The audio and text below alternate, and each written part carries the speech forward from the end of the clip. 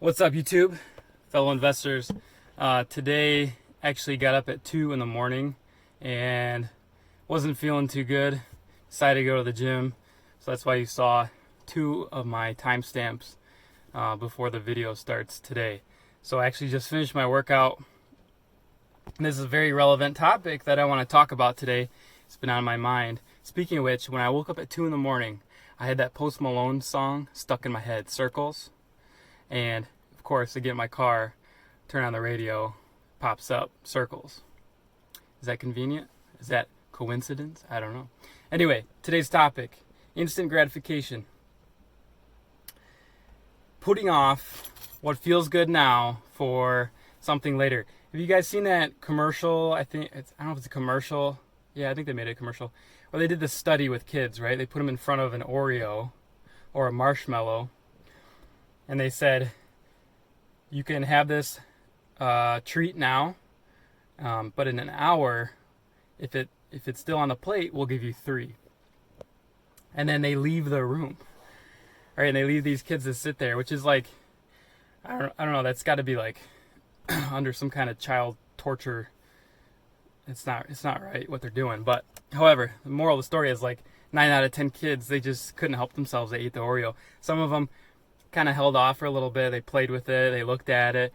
It is, if you see this commercial, you see once they start to pick up this Oreo and look at it, or if they smell it, they think, oh, I'll just smell it and then I'll get my fill. You see right after they smell it, they're like, oh shoot, I shouldn't have done that. That thing smells too good. Yeah, I feel better now. And then 5 seconds later, they have that Oreo or that marshmallow in their mouth, and there goes the 3 at the end. So that's what we're talking about. That's what we're dealing with. All of us as human beings is like our instinct for instant gratification. It comes from pre-industrial time, hunter-gatherer stage, or even as a farmer. If you get a big bounty, right, you should eat as much as you can because you're basically making stores for times of scarcity. Now, this is a very good tactic. You can apply this to your wealth and personal finances of creating stores, like creating an emergency fund for 6 months of expenses. But for our bodies, it's actually very, very bad because we don't want to store fat. Why? Because we have such availability of food. It would be like if we all had a money tree, right? We could make $1,000 a day, and we said, oh, because I'm in front of this $1 million, I'm going to store as much as I can and just put it into a bank account. When in reality, the best thing you can do, since everyone has $1,000 a day, the best thing you can do is find a way to invest it and grow it versus storing it, right? So that's for finances, but for our personal health and for things like our diet or building a business, we want to satisfy ourselves now, right? Because why? It feels good. So what I want to do is preach to you this message, not preach to you, sorry, but impact you with this thought today. Suffer now, win later. Suffer now, win later. Suffer now, win later. Why? Because when we make small choices, they become our lives, right? Our choices over time become our habits. And our habits ultimately depict our destiny. Now, what do you want your destiny to be is completely up to your choices. And while it may seem like it's more up to your habits, your circumstances, your environment, your mom or dad, your friends, your opportunities in life, really it comes down to your choices. We all have choices to make in life, and we all can choose to move toward our goals and our vision and our purpose, or we can choose to feel good. Today, we can buy a new pair of shoes instead of saving or investing that money. We can buy a new car when we would have been perfectly fine with the car we had, or buying a very used car that's going to do the job, but it's not going to cost us money. We're not going to go in debt to get it. The same thing is true with our diet. We want to look good. I think all of us want to look good. We want to look sexy. I think we all want to go to the beach. Now, before I get too far into this, there's a lot of political correctness around body image and dysmorphia and positivity. I think it's a load of crap. If you talk to anybody that's 100 pounds overweight, I mean, for the Instagram or for the article that's being written about them, or like these are famous people that became famous because of this movement, right? That are grossly overweight, and it's like, oh, I'm healthy in my skin, I feel good. Sorry, I'm getting off topic, but it just drives me insane. What I'm getting to today is instant gratification, making those small choices. If you're building a business or you want to be an entrepreneur, this is hugely important. Why? Today, I woke up 2 a.m. feeling sick as shit, throat hurt, stomach was upset.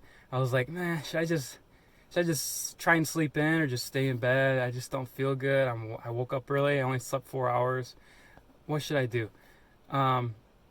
Ultimately, what you should do, this is how you should think about it, is, hey, when I am successful, when I am a mogul, when I am a millionaire, when I am a business owner, what will people expect of me, or what kind of person will I have to be in that position? Now, instead of making choices like, what would a millionaire do? Because what's a millionaire going to do? They're going to buy a new car. They're going to buy shoes. They're going to buy shit that they don't need.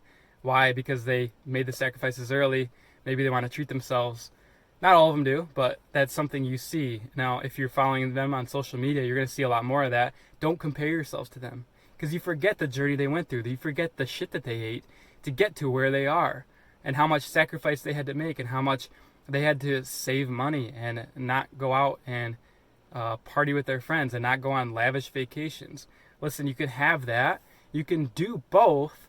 Just know what's your level that you want to achieve. If you're out here talking about being a billionaire, owning a yacht, having multiple businesses, giving you millions and millions of dollars a year, and you're out skiing in Colorado, or you're at the beach on the weekend, or you're at the club with your friends, just know, hey, is this realistic? Like, instead of working on my business, I'm out partying, my whole Saturday's shot because I'm hungover. Is this a realistic way, or is this a realistic goal that I have? Does it really fit with who I want to be? Because it's a huge sacrifice to go after that life, right? And I'm actually not intending to be at that level. I kind of want to reach a solid middle ground. I think if I can make 100 grand a year doing what I do, being my own boss, I'm going to be very happy. Because what it comes down to for me is not the money, and what it comes down to for most people is not about the money itself. It's about what the money provides, which is freedom, control, and choice. And that's going back to the little choices that we make day in and day out. You can accelerate your path to success by being very mindful of your little choices that you make. Are you going to eat that donut at the office? Or are you going to pack a lunch, right? Are you going to buy a new pair of shoes because you have they're a little scuffed, they're a little worn out? Or are you going to just keep wearing the ones you have and instead take that $70, $80, $90, $100 and put it in an investment account and grow it? Or put it towards something that's going to build your business, whatever that is. Are you going to wake up early, on time every day, no matter what, pending major health issues or family health issues? Obviously, you want to have red light days where you take off. You don't want to be insane about it. But it's really about that choice you make in that moment and what you do when it's hardest, right? Now, I have the advantage of, because I post on YouTube at 4 in the morning every day, I can come out here and know, hey, if I don't post at 4 in the morning, so-and-so is going to reach out and be like, what happened? It's Monday, it's 5 o'clock, I don't see you on YouTube. So I have that advantage. You can also deploy that in your own lifestyle. If you have certain targets that you want to hit, or certain habits that you want to develop in order to become that person that's successful, you can do that by utilizing social media. Like, you're going to post at 4 in the morning every morning on YouTube. That's a great trick to getting you motivated, because when I wake up at 2 and I don't feel good, I think, shit, I still got to get up. There's no excuse. I still got to do it. If I'm going to sleep in this morning, guess what?